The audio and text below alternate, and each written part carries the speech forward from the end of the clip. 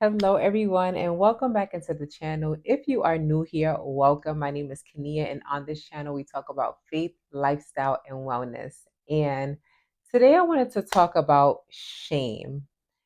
Shame. This is a heavy topic because I've spent a multitude of my life, and I'm saying it like I'm like 1,000 years old. I spent a long time, a few years, literally shaming myself for the things that I did in the past. And I thought that I was not usable by the Lord. I thought that I was not worthy of the love of the Lord. And I thought that I was just too far gone. I'm like, God, like, my past is not pretty, right? Like, God, like, why do you still love me? Why do you still want to use me? Why do you still even want to be so close to me after I have done some things in the past, which I'm not proud of? And the Lord is saying, I'm freeing you from that shame. I'm freeing you from that shame because I want you to live in freedom. I'm freeing you from that shame because it's not who you are in me. I'm freeing you from that shame because I've already sent my son to die on the cross for you, to forgive you of those sins, to take on those transgressions, right? I've already freed you from the things of your past. Stop looking at yourself from based on your past mistakes, right? God is saying, you are the apple of my eye. I'm not even looking at you that way. Those things that you have done have been casted in the sea of forgetfulness.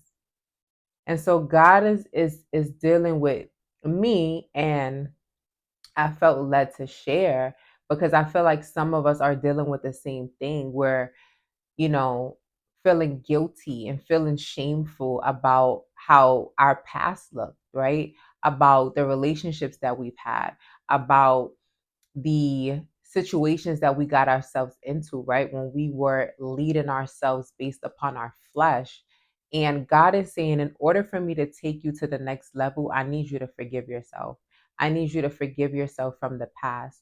I need you to forgive yourself for the things that you've done when you lack the wisdom, knowledge, and understanding. I need you to forgive yourself for the mistakes that you've made because I've forgiven you, right? And I feel like this is the thing that's going to catapult us into the next season that God has for us, into the abundance, into the prosperity and all the good things and blessings that He has for us when we begin to self forgive, when we begin to forgive ourselves and stop looking at ourselves from a shameful perspective. God is saying, I don't like how you talk to yourself. I don't like how you've been dealing with yourself. I don't like how you have been taking care of yourself, right? God wants to correct all of this because He wants us to live in freedom.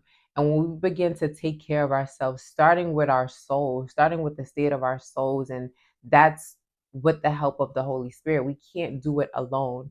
When we begin to deal and do the soul care work to heal from past mistakes, to heal from things that we have allowed others to even do to us, even allow how we allow others to treat us, and it caused us to view ourselves in a certain way. And God wants to correct all of that. He's like, I don't want you to walk around shameful anymore. I don't want you to walk around with this guilt, the burden of guilt from your past. I want you to walk in freedom.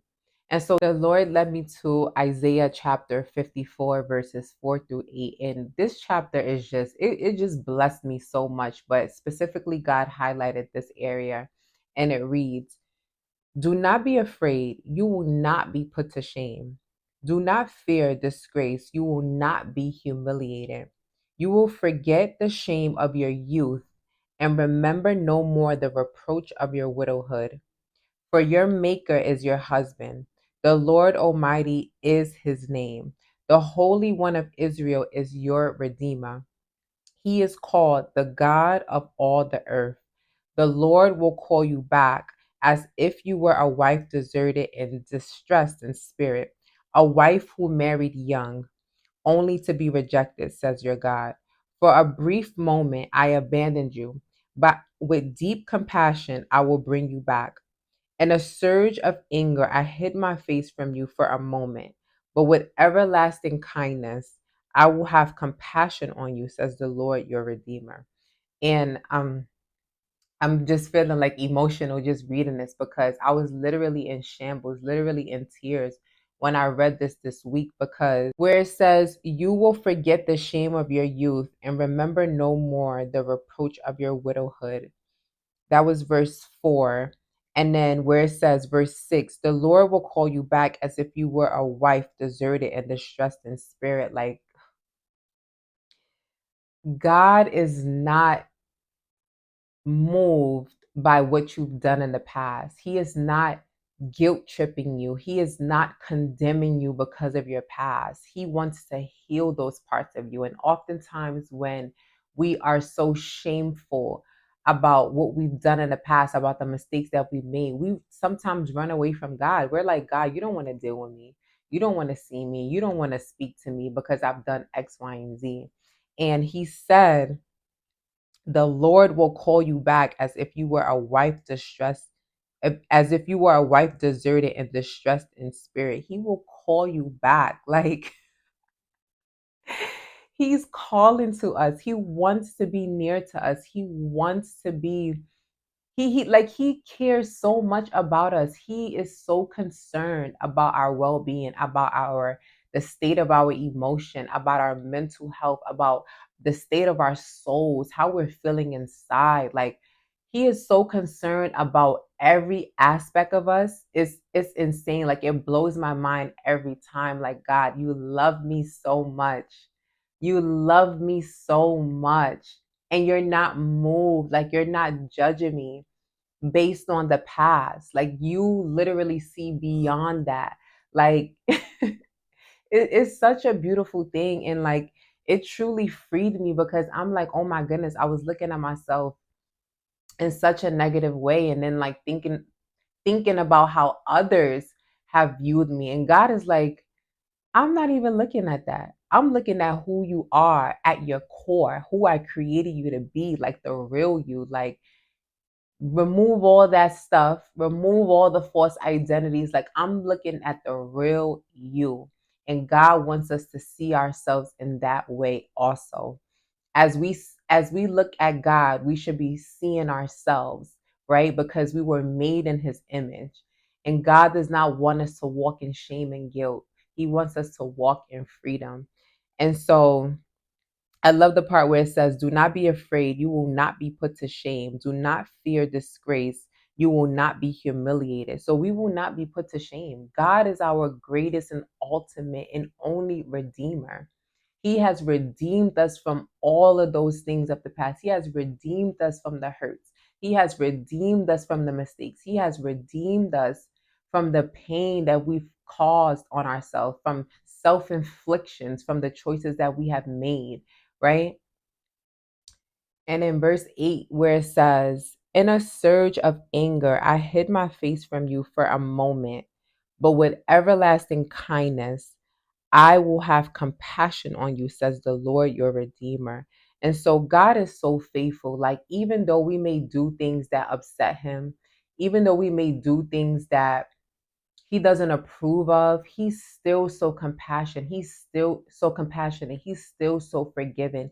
He's still so loving. He's like, just come back to me. Like, just come back to me. I don't want you to run away from me. Don't allow your past to make you run away from me, right? And the enemy loves to taunt us with things of the past. Like, he loves bringing up old stuff. And God is like, listen, I'm in your future. I'm in your now, right? Like, forget the things of the past. Forget the former things. That's what he called us to do. He said to forget the former things, for he is doing a new thing. And I think that's in Isaiah 43, 18 through 19, right? I am doing a new thing. Forget the former things. The old things have passed away, right? So we have to look at ourselves the way that God looks at us, from God's perspective. And that's something that we should pray about. Like, God, what is your perspective? Show me your perspective. How show me what's your outlook about me. Show me how you look at me. How do you see me, right? Like, what are your thoughts about me, right? And it's so many scriptures in the Bible that, elaborates on the thoughts that God has for us, right?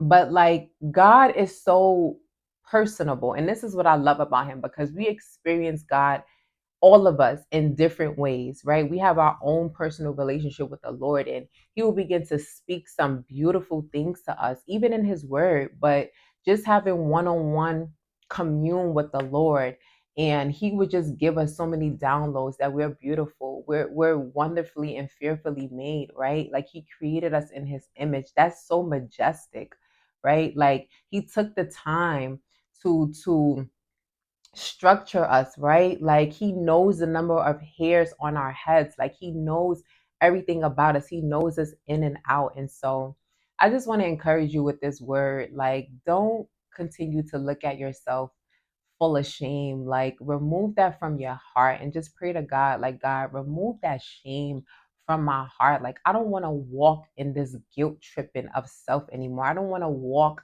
in the doom and gloom of my past anymore. Like, that's the old me. That old me has passed away. Like, we were made new in Christ, right? And so I just feel it so strongly. Like, some of us are just going through a season of shame, of like self disappointment, and just like self disdainfulness. And God is wanting to correct that. He wants us to live in freedom and to walk in freedom, because he has so much more for us. And he's not looking at us in disgust, right? He, like, even though we've done some things, we've made mistakes, like he's looking at us in such a fresh and loving new way. Like he's not even looking at the past anymore. And so self-forgiveness is what I feel in my spirit, like self-forgiveness. And so I pray that this word has blessed you, and I pray that all is well with you, and I pray that you are encouraged. And I see you guys in the next video. Talk to you soon. Bye bye.